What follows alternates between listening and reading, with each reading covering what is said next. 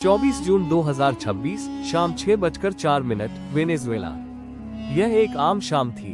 बाजारों में रौनक थी, बच्चे गलियों में खेल रहे थे, लोग दफ्तरों से वापस अपने घरों का रुख कर रहे थे और हजारों खानदान रोजमर्रा की मसरूफियात में मग्न थे। किसी को यह एहसास तक नहीं था कि अगले कुछ लम्हों में उनकी जिंदगी हमेशा के लिए बदलने वाली है।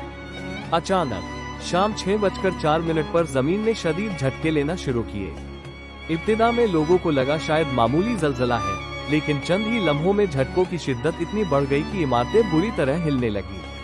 खिड़कियों के शीशे टूटने लगे, बिजली के खंभे झूलने लगे और लोग खौफ के आलम में घरों और दफ्तरों से बाहर भागने लगे। अभी लोग संभल भी न पाए थे कि सिर्फ 39 सेकंड बाद एक और ताकतवर जलजला महसूस हुआ, जिसने पहले से कमजोर हो चुकी इमारतों को मुकम्मल तौर पर जमीन बोस कर दिया। चंद लम्हों में हर तरफ गर्द और गुबार के बादल छा गए। चीख और पुकार, रोने की आवाजें और मदद के लिए बुलंद होती सदाएं। हर तरफ एक ऐसा मंजर था जिसे अल्फाज में बयान करना आसान नहीं। कई लोग मलबे के नीचे दब चुके थे, जबकि सैकड़ों अफराद जख्मी हालत में सड़कों पर मदद के मुंतजिर थे। इमदादी इदारों को फौरन तलब किया गया। फायर ब्रिगेड, एम्बुलेंसें, तिब्बी अमला और रजाकार अपनी जानों की परवाह किए बगैर मुताजिरा इलाकों की तरफ रवाना हो गए। जहां कहीं मलबे से किसी इंसान की आवाज सुनाई देती, वहां तमाम मशीनें रोक दी जाती ताकि अगर कोई जिंदा हो तो उसकी आवाज वाज़ेह तौर पर सुनी जा सके। वक्त गुजरता जा रहा था, मगर हर गुजरता लम्हा मलबे तले दबे लोगों के लिए जिंदगी और मौत का फैसला बन रहा था। इसी होलनाक तबाही के दरमियान अब शुरू होती है 12 साल की फेबियाना ब्लांको की कहानी। ये सिर्फ 12 साल की एक मासूम लड़की थी। उसकी उम्र ऐसे ख्वाब देखने की थी जिनमें मुस्तकबल की उम्मीद होती है, न कि मलबे के नीचे जिंदगी और मौत की जंग।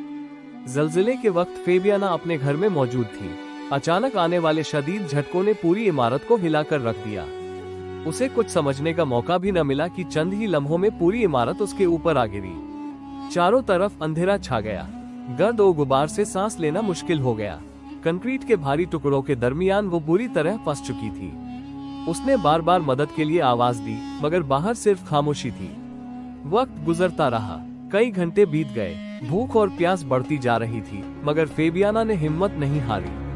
उसके करीब केचप के चंद पैकेट पड़े थे। जिंदा रहने के लिए उसने उन्हीं से अपनी ताकत बरकरार रखने की कोशिश की। उधर बाहर इमदादी कर्मी मुसलसल मलबा हटा रहे थे। किसी को मालूम नहीं था कि इस मलबे के नीचे एक 12 साल की लड़की अब भी जिंदगी के लिए जद्दोजहद कर रही है। हर गुजरते लम्हे के साथ उम्मीद कम होती जा रही थी, लेकिन इमदादी कर्मियों ने तलाश जारी रखी। बिलाखिर मलबे के अंदर से एक निहायत कमजोर आवाज सुनाई दी। तमाम रजाकार फौरन उसी मकाम की तरफ मुतवज्जे हुए। भारी पत्थर एक एक करके हटाए जाने लगे। हर शख्स की नजरें एक ही जगह पर जमी हुई थी। कई घंटों की मुसलसल मेहनत के बाद आखिरकार 32 घंटे बाद फेबियाना ब्लांको को जिंदा मलबे से बाहर निकाल लिया गया। जैसे ही वो बाहर आए, वहाँ मौजूद लोगों की आंखों में खुशी के आंसू थे। कई इमदादी कर्मी जज्बात पर काबू न रख सके।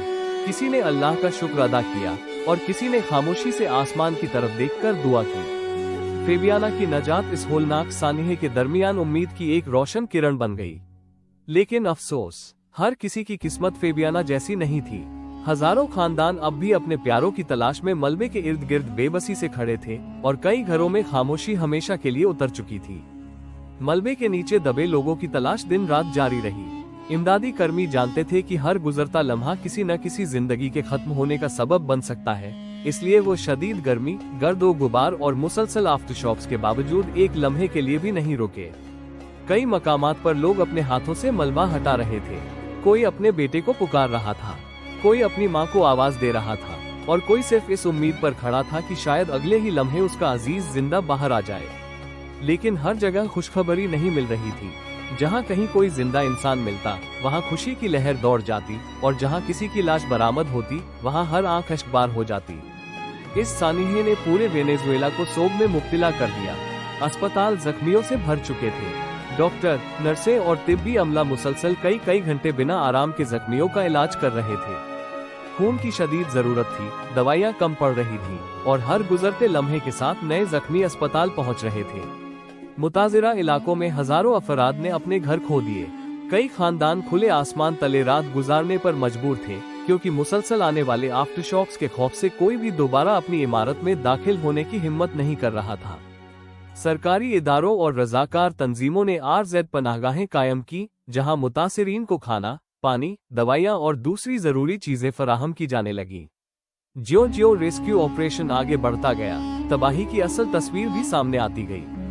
ताज़ा मालूमात के मुताबिक इस होलनाक ज़लज़ले में 3,535 अफराद अपनी जानों से हाथ धो बैठे।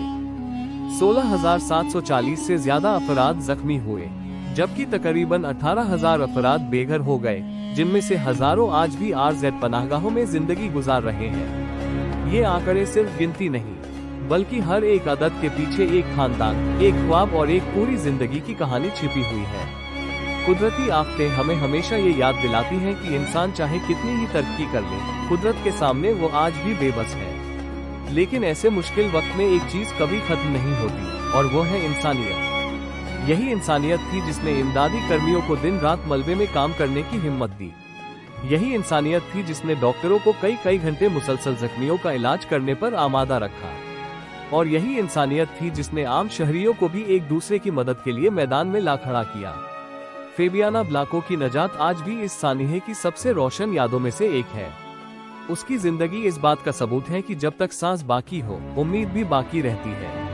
आइए इस अलमनाक सानिहे में जान गंवाने वाले तमाम अफराद के लिए दुआ करें, जख्मियों को जल्द मुकम्मल सेहत अता फरमाए और हर इंसान को हर किस्म की आफत और आजमाइश से अपनी हिफाजत में रखे। अगर आपको हमारी यह मालूमाती डॉक्यूमेंट्री पसंद आई हो तो वीडियो को जरूर लाइक करें, अपने दोस्तों के साथ शेयर करें और ऐसी ही मुस्तनद और दिलचस्प आलमी वाक़ियात पर मबनी डॉक्यूमेंट्रीज देखने के लिए हमारे चैनल को जरूर सब्सक्राइब करें।